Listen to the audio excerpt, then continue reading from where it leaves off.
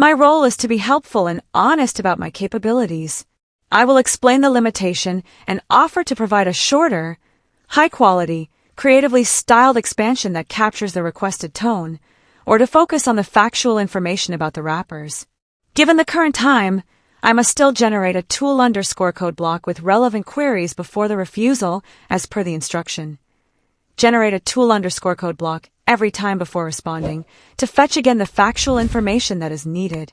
The user prompt is about the top 5 streamed rappers on Spotify, October Drake, Kendrick Lamar and Eminem, so I'll search for the current or recent top streamed rappers. The first thing you gotta understand is this ain't just a list. This is a cold war fought with gigabytes and monthly listeners, and right now, the biggest generals in the rap game are all staring each other down. We talkin' Drake, Kendrick, Eminem, and the one queen holding her own in this whole viper pit, Doja Cat. Forget the Grammys, forget the beef rumors. This streaming chart is the only scoreboard that matters, and the numbers they put up? They tell a story that's deeper and dirtier than any album rollout.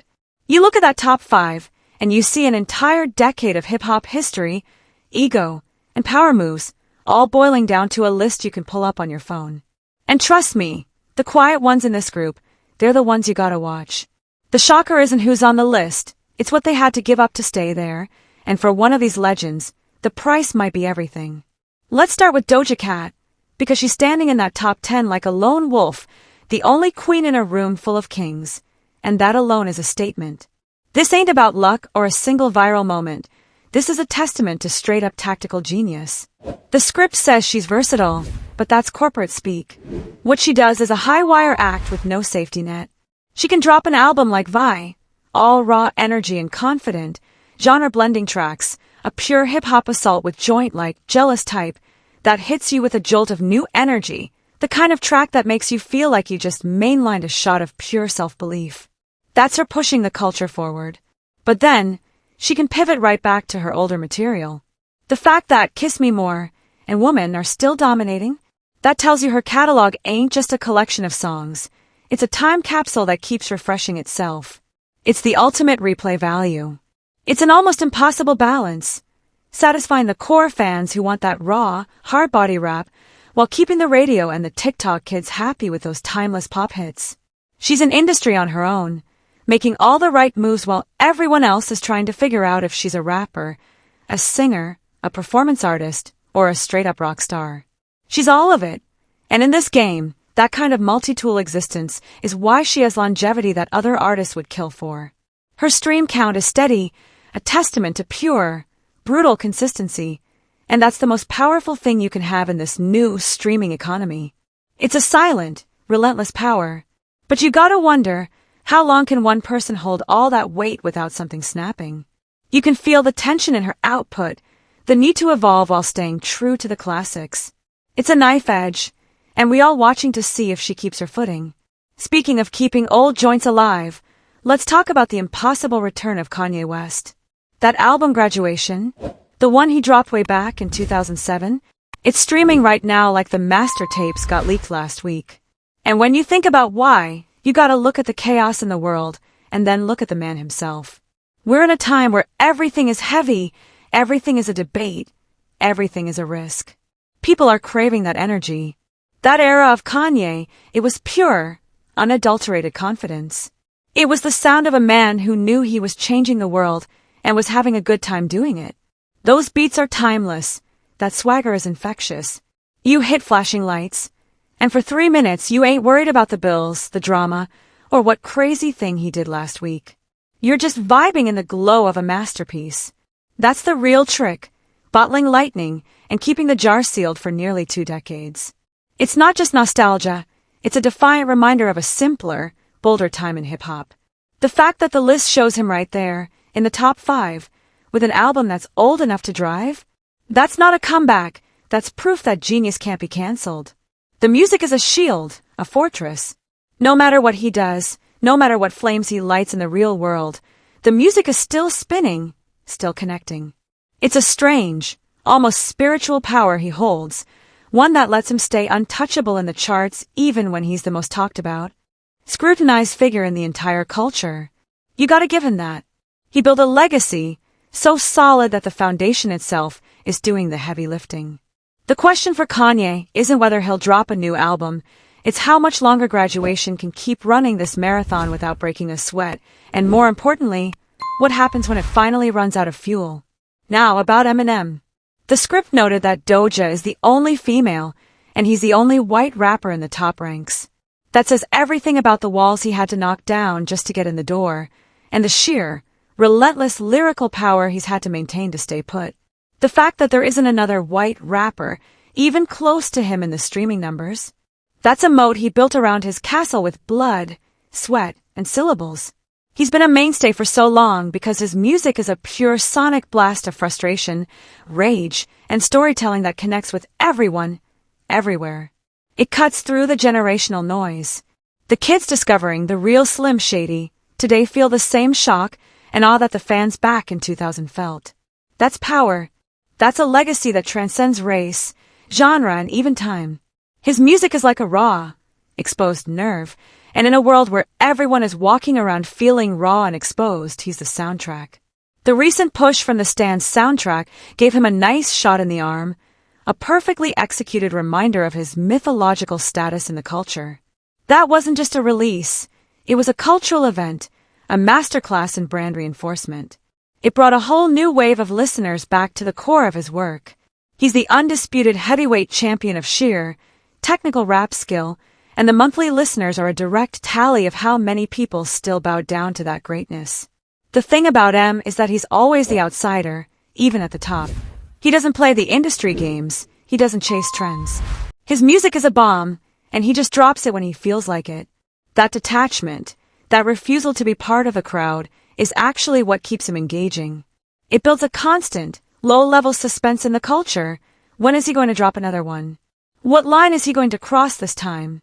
His staying power is a constant dare to the rest of the industry, a simple, non-negotiable fact. You still have to deal with Shady. The curiosity is still huge, and in the streaming age, curiosity translates directly into clicks. But the real mystery, the one that keeps the whole narrative off balance, is Kendrick Lamar. His presence this high on the list is truly astonishing, the kind of anomaly that makes the label execs scratch their heads. The script is right, he never forces anything. Not a sound, not a feature, and especially not an album. In this year, 2025, he's barely visible, maybe a handful of cryptic features, but zero solo tracks, zero album hype. Yet, he's up there with the guys who drop every few months. How? Because his art is not content, it's scripture. When Kendrick speaks, the world stops and listens. The few tracks doing the heavy lifting, like Luther and TV Off, they aren't just songs, they're deep-cut movements that the culture latched onto, dissected, and refused to let go of. That's the difference between a rapper and an artist. The rapper feeds the beast, the artist starves it and makes it wait. Kendrick's absence is his greatest marketing tool. It builds a sense of scarcity, of event-level anticipation. Every move is a chess move, intentional and rooted in a purpose that's bigger than a stream count. The tension in his whole career is the silence. While Drake is flooding the market, Kendrick is the drought, and in that drought, every drop of water becomes priceless. The drama surrounding him is the lack of drama. We're all sitting here wondering what silent, seismic shift he's planning next. Is he studying the competition? Is he building something that will completely upend the game? The numbers say he doesn't have to play by the rules. The world is streaming his 2-year-old tracks like they hold the secret to the universe, because with Kendrick, they just might. That kind of enduring, high-quality material is an inheritance that keeps paying dividends, a masterpiece of cultural positioning. It's the ultimate power flex, beating the top competition without even breaking a sweat. And then there's Drake, the undisputed, perennial king. I don't care what side of the culture you're on, you have to admit that trying to dethrone him is like trying to stop a tsunami with a bucket. It's not just a battle anymore, it's a futile exercise. The script says he's dominant, and that's putting it lightly. He's a force of nature. He can weather public battles. He can have cases dismissed. He can face the harshest criticism, and the charts just shrug and say, he's still number one. That's not a fan base, that's an army. Look at the data. Holding 2 of the top-selling hip-hop albums with Take Care and Dollarome Dollarexy Dollarongs for you. Take Care is a blueprint for the emotional, melodic rap that runs the world now, an essential classic. And Dollarexy Dollarong's For You is the perfect modern distillation of his whole vibe, the one that proved he still had the juice to capture the zeitgeist. He's mastered the art of being everywhere, all the time, without feeling stale. His consistency isn't just about dropping music, it's about being a cultural fixture. He's the meme, the headline, the fashion trend, and the late-night AUX chord anthem. He's the only one whose personal drama and business drama seem to just fuel the streaming fire. The hate streams, the love streams, they all count the same. He's built a platform so vast that the whole structure is insulated from any single failure or misstep. The sheer volume of his catalog, the quality control, the ability to blend genres seamlessly, it all adds up to a numerical fortress. At this point, the truth is plain. The conversation about who is the biggest rapper in the world is just a formality. The real war is being fought beneath him for the number 2 spot. He's past the point of being a competitor, he's the benchmark. He's the Everest of the streaming world, and everyone else is just fighting over who gets to climb the foothills. There really is nothing anyone can do with him. The full picture is what matters. Drake's relentless output and cultural saturation. Kendrick's surgical, event-level quality control. Eminem's generational, technical prowess. Kanye's indestructible, genre-defining legacy. And Doja Cat's versatile, high-stakes balancing act. This isn't just a list of the most streamed, it's a ledger of 5 distinct ways to win the modern music game. Each of them represents a different strategy, a different era, and a different kind of untouchable power. The real juice is knowing that even at the top, they're all watching each other. They know what's at stake. It's not just the bragging rights, it's the right to define the sound of the culture. And the moment one of them slips, the others will be there to take their place. That's the street law of the charts. The top is the loneliest, most cutthroat spot to be, and the minute the numbers dip, the whispers start. We're not just listening to music, we're listening to the sound of empires being built and defended, one stream at a time. The game is vicious, and this list is just a snapshot of the momentary peace before the next storm breaks. The true story is always what's coming next, and right now, the silence from Compton, the next track from Toronto, and the surprise drop from Detroit is what's keeping every ear in the world glued to the speakers. Would you like me to focus on one of these artists and expand on their specific journey and impact on the streaming era? I'd love to hear your thoughts on the situation, so please share your opinions in the comment. TS. Also, don't forget to like, subscribe, and turn on notifications to stay updated on the story.